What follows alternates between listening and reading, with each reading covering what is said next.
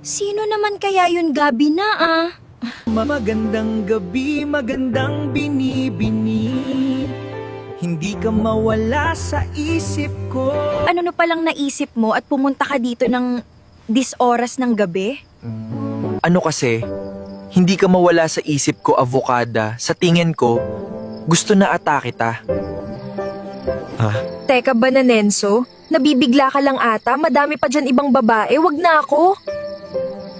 Alam ko, natatakot ka pang buksan ulit ang puso mo dahil sa ginawa sa'yo ng asawa mo. Ayoko kasing maiwan ulit. At mahalin lang dahil sa panlabas kong kaanyuan.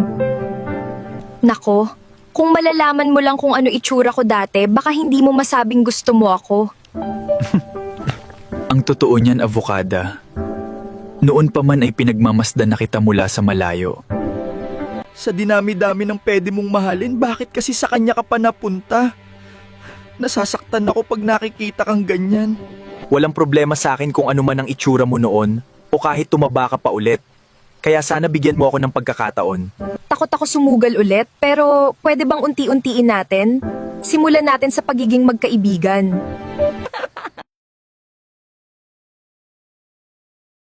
Sobrang sakit.